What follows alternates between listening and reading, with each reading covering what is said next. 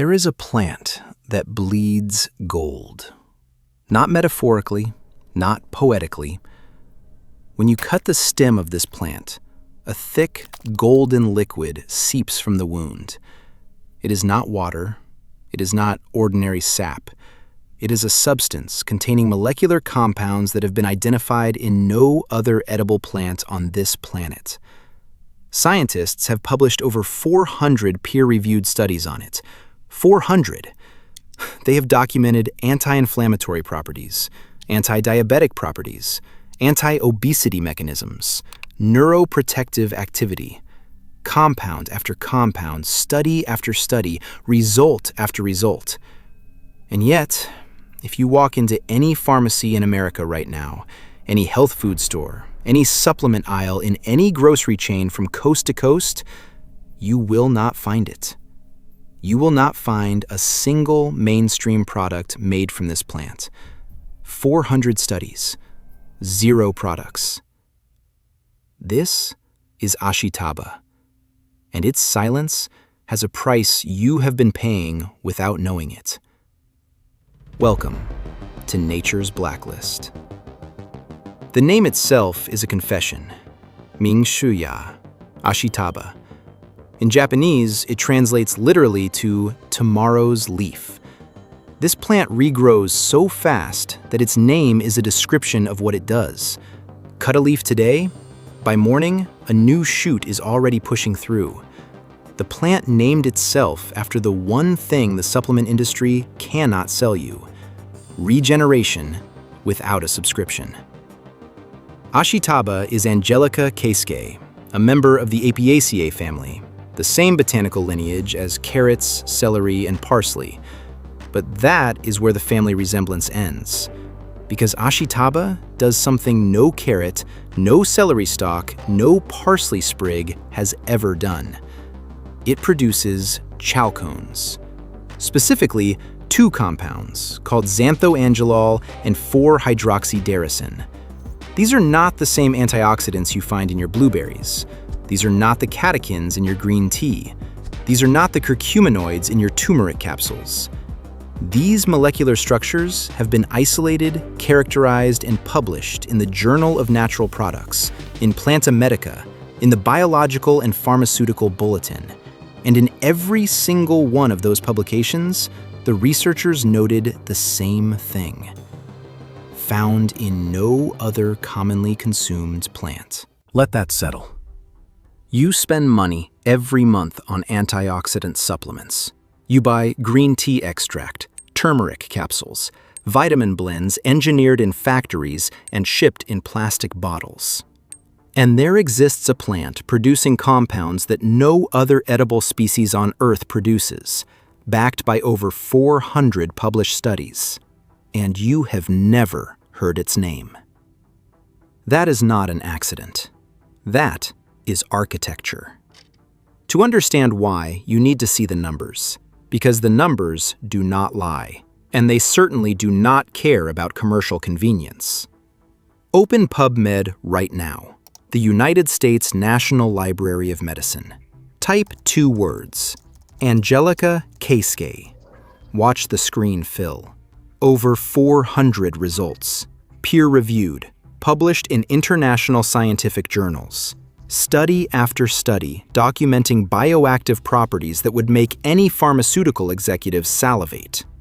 Anti-inflammatory activity, regulation of blood glucose levels, activation of adiponectin, the hormone your body uses to metabolize fat, induction of apoptosis in abnormal cells, neuroprotective mechanisms that cross the blood-brain barrier. Now close that tab. Open Amazon. Type Ashitaba supplement. Count the products. Compare those 2 numbers. Hundreds of published scientific papers on one side, a handful of obscure generic capsules on the other.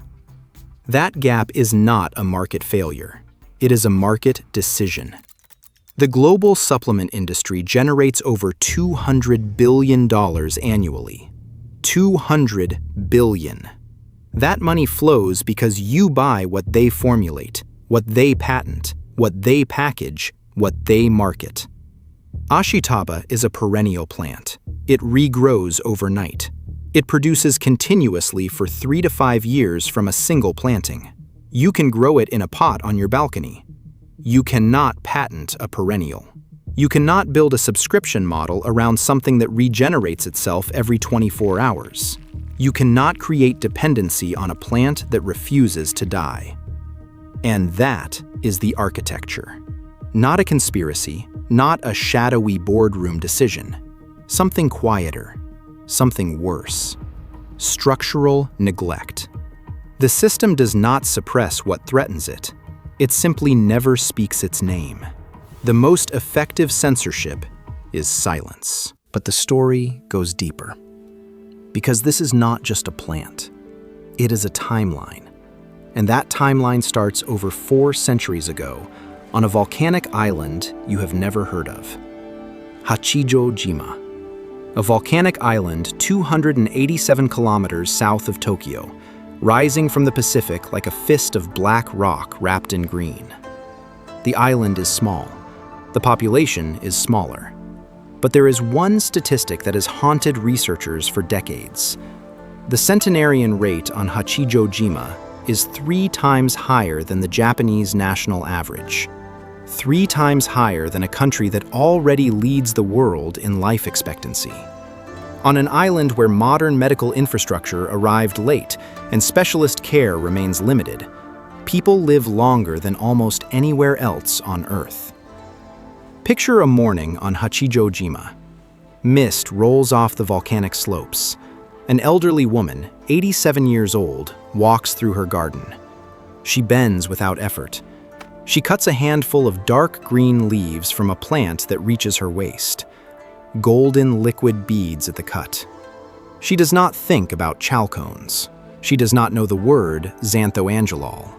She simply carries the leaves into her kitchen, the way her mother did, the way her grandmother did, the way women on this island have done every morning for over 400 years. She drops them into a pot of miso soup. By the time the steam rises, the compounds are already in the broth. The variable is not genetic isolation. It is not the ocean air. It is not some mystical practice passed down in secret. It is breakfast. It is lunch. It is dinner. Ashitaba is consumed daily on Hachijō-jima the way rice is consumed. Not as medicine, not as a supplement, as food. Herbal texts from the Edo period, written centuries before the first PubMed entry was ever indexed, already described its restorative properties. Samurai exiled to the island documented the plant's vigor. They noted how quickly it regrew after cutting. They noted the golden sap. They noted that the islanders who ate it seemed to age differently. The islanders did not need a double-blind study to tell them what their grandparents already knew. But now you have both, the tradition and the proof. And the proof is devastating. The science does not stop at observation. The chalcones in Ashitaba have been tested in laboratory after laboratory. They suppress NF-κB signaling, the master switch your body flips when chronic inflammation takes hold. They regulate glucose metabolism, acting on the same pathways that synthetic diabetes drugs target at 10,000% markup. They activate adiponectin, the hormone that tells your body to burn stored fat for fuel. There is one finding that towers above the rest. In 2016, researchers at the University of Graz in Austria published a study that should have detonated across every health headline on the planet. They identified a compound in Ashitaba called DMC4, 4-dimethoxychalcone. This compound promoted cellular autophagy. Autophagy? The process by which your cells clean house, breaking down damaged proteins and dysfunctional components, recycling the wreckage into raw materials for repair. Think of it as your body running its own demolition and reconstruction crew at the cellular level. Autophagy is not a wellness buzzword. It is the biological mechanism most consistently linked to longevity in peer-reviewed gerontological research. The same mechanism that caloric restriction triggers, the same mechanism that extended fasting activates. Except this compound activates it from a leaf you can eat for breakfast. And a compound that promotes it was found in a plant that a volcanic island full of centenarians has been eating for 400 years. The coincidence is almost too elegant to be called a coincidence. Each of these findings is published, each is peer-reviewed, each is replicable, and each has been met with the same institutional response: silence. The supplement aisle did not move. Nobody reformulated, nobody rebranded, nobody launched. I know what you are thinking. If it is that good, someone would have sold it by now. That is exactly the logic the system relies on. Because if something only becomes real when someone packages it and sells it back to you, then you will never be free. Ashitaba does not need a barcode. It does not need a marketing budget. It does not need FDA approval to grow in a pot on your windowsill. It needs soil, water, and someone who knows what it is. But knowing what Ashitaba is means nothing if you cannot grow it. And growing it has one secret that most sources will never tell you. Ashitaba grows outdoors in USDA zones 7 through 10. But here is the detail that separates a living plant from a dead pot of soil. Ashitaba seeds require cold stratification. This is not optional. This is the difference between germination and failure. Take fresh seeds. Wrap them in a damp paper towel. Place them in your refrigerator for 2 to 4 weeks. The cold triggers the dormancy break that mimics a Japanese winter. Without this step, germination rates collapse to nearly zero. With it, you have a viable colony. Soil should be well drained, rich in organic matter, and slightly acidic.